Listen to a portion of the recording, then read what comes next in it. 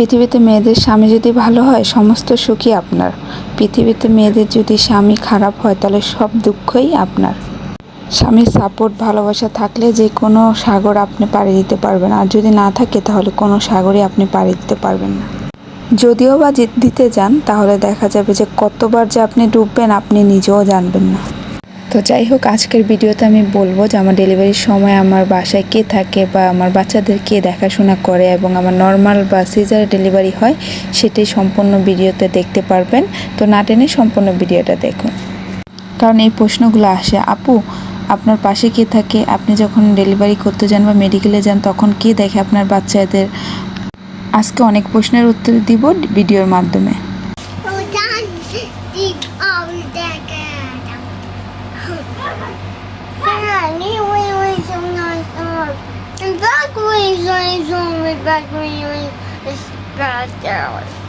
Yeah, this no energy. আসসালামু আলাইকুম ভাইয়া পুরা, কেমন আছেন? আশা করছি সবাই ভালো আছেন। মীর পরিবার দুবাই ইউটিউব চ্যানেলে সবাইকে ওয়েলকাম। কি বলবো, তো যাই হোক, যে যেখান থেকে দেশ এবং দেশের বাইরে থেকে ভিডিওটা দেখছেন অবশ্যই কন্টিনিউ করবেন। আর এই দেখুন আমরা 3-4 জন শুয়েছি, রাহান টিভি দেখছে। তো আমরা এখন ঘুমানোর জন্য শুই নাই, সকালবেলা উঠে খাওয়া দাওয়া করে নাস্তা করে একটু শুয়েছি।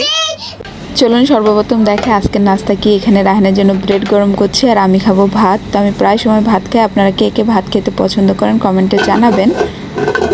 সকালবেলা এই বিস্কিটগুলো কে ভাঙছে? আমি নাস্তা করতে দিছি, আমি ভাঙতে দিছি? হ্যাঁ, কে ভাঙছে বিস্কিটগুলা?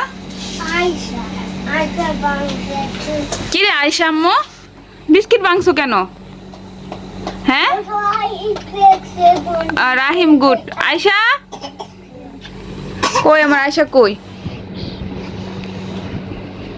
বিস্কুটগুলো কেন ভাঙছে? হ্যাঁ, কি ব্যাপার? বিস্কুটগুলো কেন ভাঙছো তুমি? কেন ভাঙতেছো? হ্যাঁ, হাসতেছে আবার। ঘরটা নষ্ট হলো না? দেখছো, দাও। ঘরটা নষ্ট করলো না, তাহলে আম্মু আর বিস্কিট দিব না। I know like it. They depend on my home, okay? Mommy, I want that. হ্যাঁ, বিস্কিটগুলো ভাঙছে সবগুলো বিস্কিট। তো এখানে রাহানকে ব্রেড দিব, ব্রেডটা খাওয়া হলো, ওকে ভাত খাইয়ে দিব। আয়শা রাহিমের আদর করছো? রান ধরো ধরো ধরো। রাহিমের রাগ করে আছে। Rahim, Rahim, you sad? Why you sad মামা? আজকে কাপড় বাস করব, অনেক কাপড়, খাবার খাওয়ানি। ও sad. No, it will wax. কি করছে? It will wax it. O No, my hands will wax. Ah That's why he will wax it. Ding, ding, ding, ding. তো আমাদের নাস্তা হয়ে গেছে। দেখুন ওরা আমার পাশে এসে সুন্দর, ওরা দুই ভাই বোন কত কথা বলতেছে, আমি বলি একটু আপনাদের সাথে শেয়ার করি। You know how to swing, I have swing, swing. Okay, show show. তো মা যেখানে সন্তানরা তো ওইখানে থাকবে, এটা স্বাভাবিক। মানে একটা মজার বিষয় লাগলো এটা, তার জন্য আপনাদের সাথে share করলাম।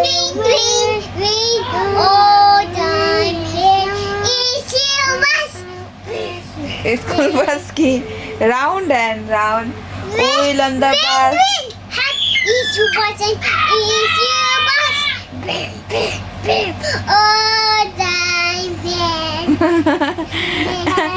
Wheel on the bus is round and round, round and round. Okay, শুয়ে শো শুয়ে শো শুয়ে করে শো। ওরে বাবা। People in the buses up and down. Pepper, show me better. Pepper and brim, brim. Easy bus, all I'm here. All time here. অনেক মজা লাগে ওদের দুষ্টুমি, দেখছেন? মাশাআল্লাহ মাশাআল্লাহ।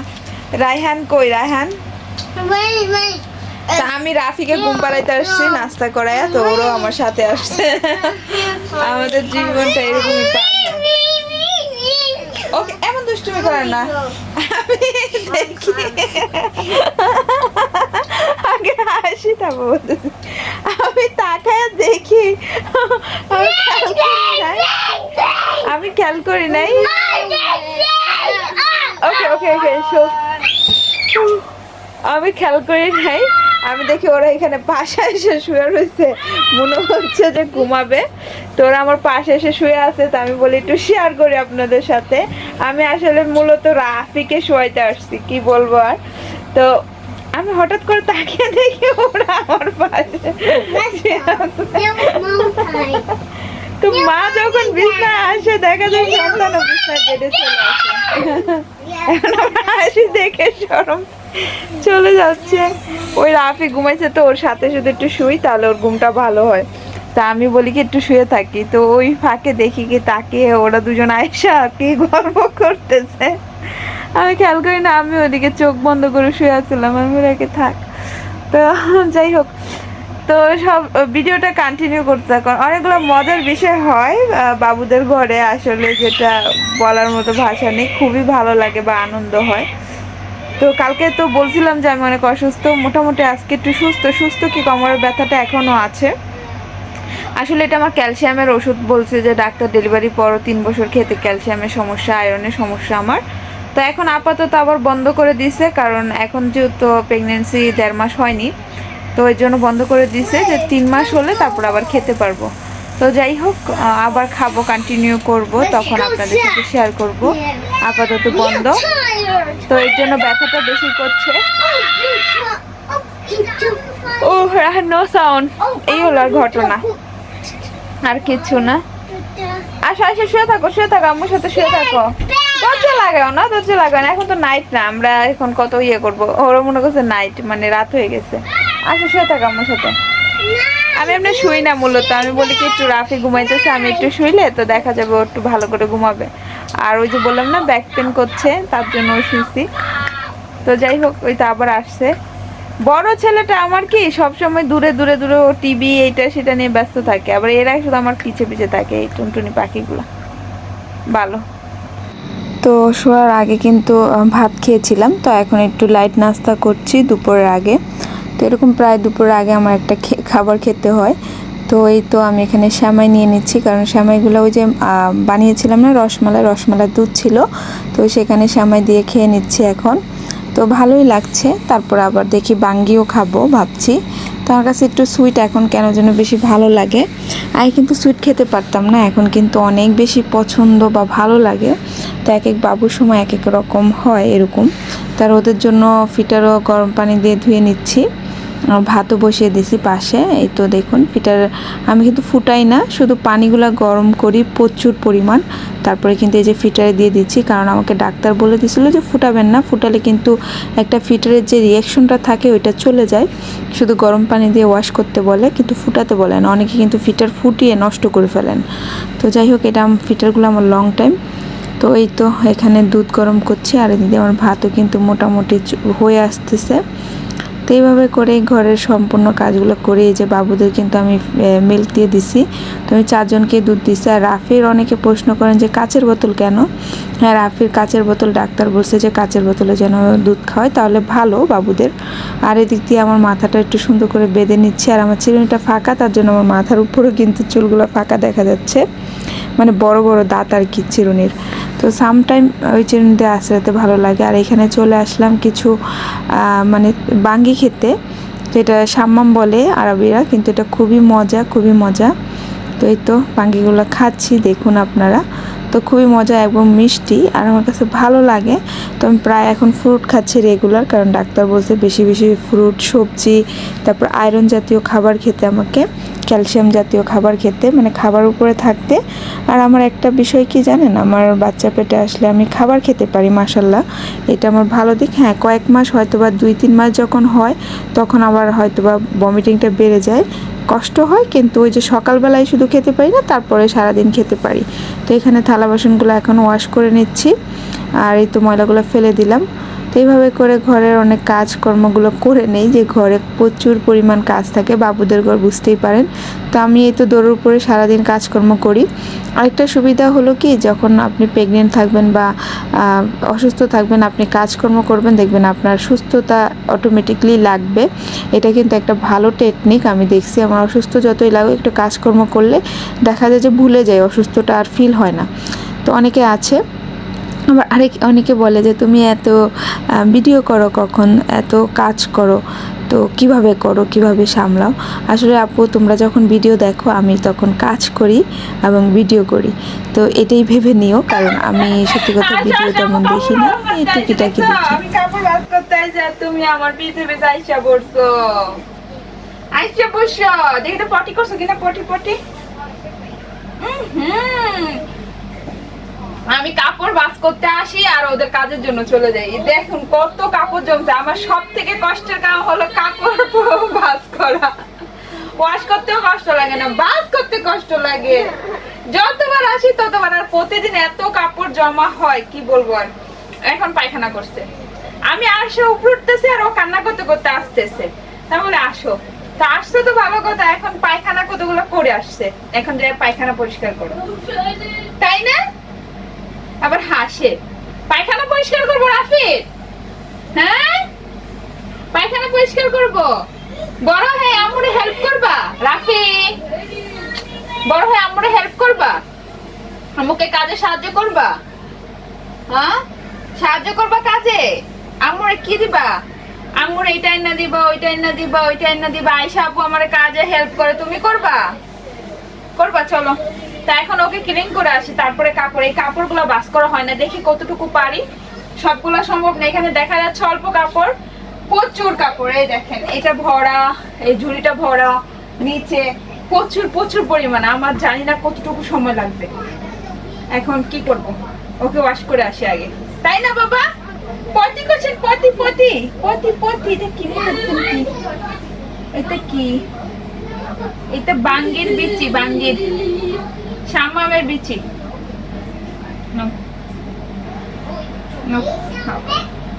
খাও, কিচ্ছু হবে না। শামামের বিচিতে কিছু হয় না, তরমুজের বিচিতে কিছু হয় না, একটা দুইটা খেতে পারে যাবে, তাই না? চলেন পটি ওয়াশ করি। পটি, এই তো একটা চামিচ নিয়ে আসেন, এটা কি রান্না করে আম্মুরে খাবেন? আমি খাওয়াই দিই, আমি খাওয়াই দিই, আমি ওই নিয়ে গেছে ওটাও, বলে আমারটা আমাকে দাও। তো যাই, ওকে আগে ওয়াশ করে আসি।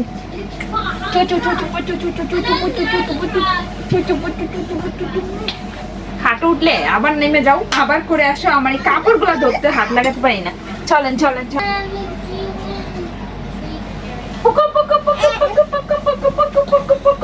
প্যাম্পাস প্যাম্পাস প্যাম্পাস ধোয়াই নিয়ে আসছে ওকে। প্যাম্পাস প্যাম্পাস প্যাম্পাস প্যাম্পাসটা পরে দিই। সরম সরম সরম, সেম সেম সেম সেম। দেখতে লাগবো, দেখতে লাগবো সবাই।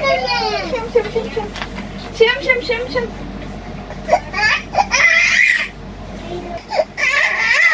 ওর সমস্যা কি জানেন? ও প্যাম্পাস খুললে তো ওর ময়না পাখিটা ধরে, ওই যে প্যাম্পাস পড়তে চায় না, বলে কিরে আমার এটা কি কারণে প্যাম্পাস দিয়ে প্যান পরে দেয়।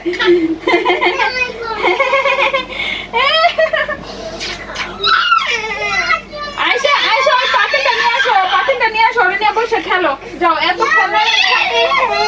আসো আসো, আমার কাপড়গুলো বাস করি। আসো আসো আসো বাবা রে বাবা, কাপড়গুলো বাস করি। আসো আম্মু, আসো আসো, পাখিটা নিয়ে আসো, নিয়ে আসো। ইয়ে দাও, বাইরে দাও, বাইরে দাও।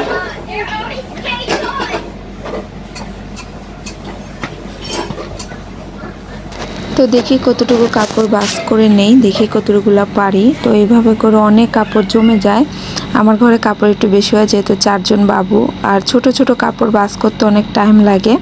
তো এইভাবে করে যেতটুকু পারবো করব, আর যেটা থাকবে তো থাকবে, রেখে দিব, আবার কালকে করব।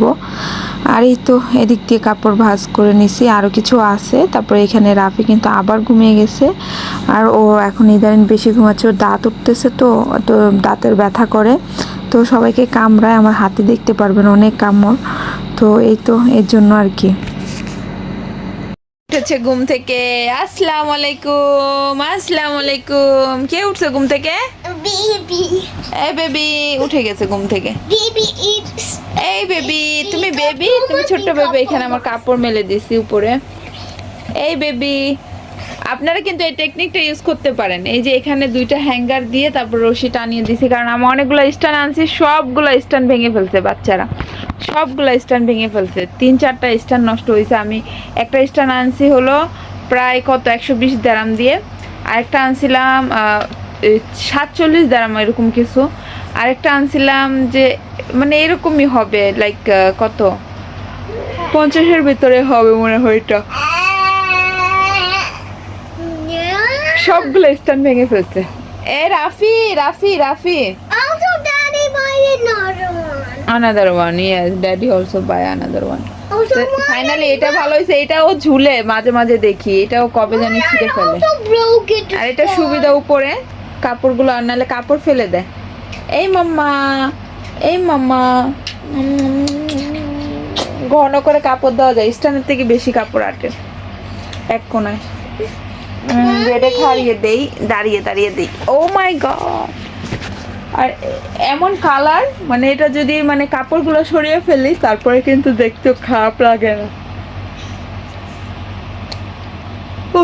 ঘুম আসতেছে, মাঝে মাঝে এমন লেজি লাগে কি বলবো। আর কত কাজ ঘরের ভিতরে, অনেকগুলা কাপড় পরে আছে, বাস করতে হবে, ভাল লাগে না। কেউ এসে আমাকে কাজ কিছু করে দিয়েছেন। এই আরেকটা কথা বলি, মজার বিষয় কি জানেন, অনেকে আমাকে প্রশ্ন করে আপু কাজের মেয়ে আনলে রাখবে কোথায়। আমি আসলে বাসাটা চেঞ্জ করব আগে পরে, এখন প্রচুর গরম দুবাইতে, যে কারণে বাসাটা চেঞ্জ হচ্ছে না বা চেঞ্জ করছি না, মানে বদলাচ্ছি না। যখন বাসাটা চেঞ্জ করব, বদলাবো, তখন তো অবশ্যই রুম দেখে নিব, 2 রুম হল এরকম দেখে নিব। তখন কাজের মেয়ে আনলে তো দেখা যাবে যে রাখতে পারবো। আর আপাতত বাংলাদেশের ভিসাও খোলা নাই যে বাংলাদেশ থেকে মেয়ে আনবো, হয়তো বা দেখা যাক কিভাবে কি করা যায়। যদি না হয় তাহলে পার্ট টাইমের মেয়ে একটা কাজের জন্য রাখবো আর কি। তো বাসাটা চেঞ্জ করে নেই, ঠিক আছে। ও আরেকটা প্রশ্ন করে যে আপু তুমি যখন মেডিকেলে যাও, আসলে আপুরা ভালোবেসে প্রশ্নগুলো করে বা কমেন্টগুলো করে যে আপু তুমি যখন মেডিকেলে যাও ডেলিভারির সময়, তখন বাবুদের কে দেখে।